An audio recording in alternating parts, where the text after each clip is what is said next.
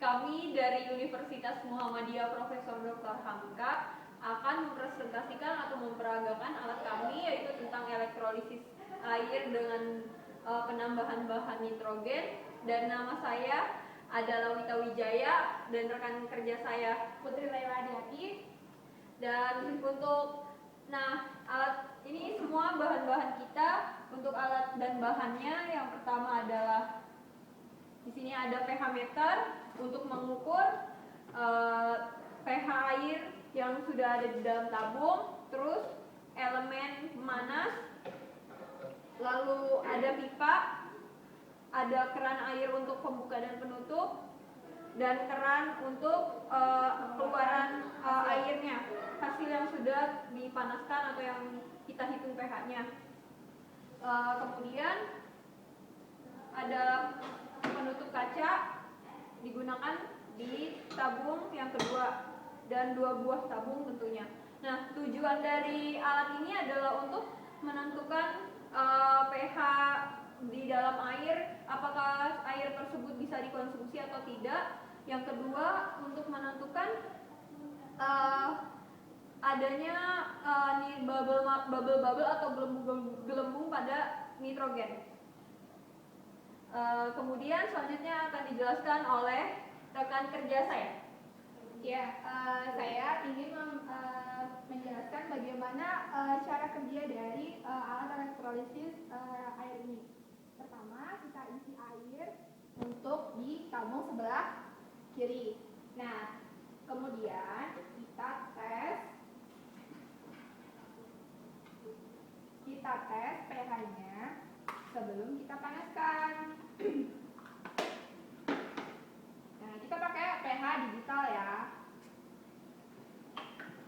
Nah, untuk pH air yang standar itu kan dia maksimal 7 pH-nya. Nah, kita tes sebelum dipanaskan pH ini seberapa besar. Ya, ini proses penentuan pH air sebelum dipanaskan oleh si bahan elemen ini, elemen pemanas. Tunggu sampai pH-nya ini stabil. 7 ya. Ini pH-nya sebelum dipanaskan 7. Udah ini. 7. Nah, kemudian kita bersihkan pH meternya.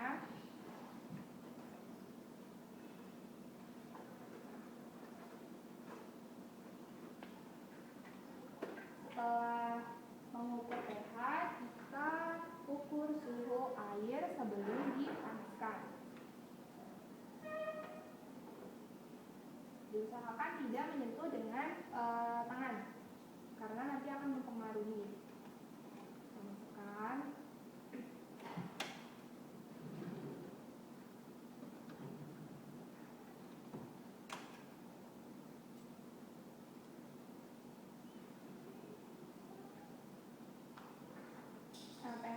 Temperaturnya sebesar 30 derajat Celcius.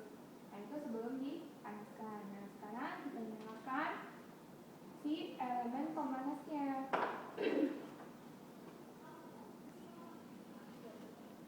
Kita nyalakan, kita panaskan selama kurang lebih 20 menit. 20 menit sampai si airnya ini mendidih sebesar 100 derajat Celcius atau mendekati 100 derajat Celcius. Nggak harus 100 derajat.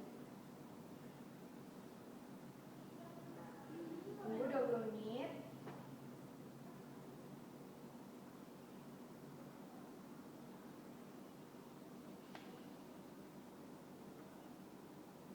Dalam mengukur waktu di sini bisa kita gunakan stopwatch atau tidak benda-benda pengukur lainnya seperti jam tangan atau stopwatch yang berada di dalam handphone.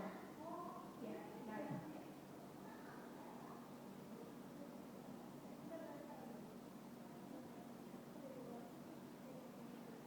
Terlihat ya ini pada saat proses pemanasan dari air dengan menggunakan si elemen pemanas ini akan muncul gelembung-gelembung yang dihasilkan karena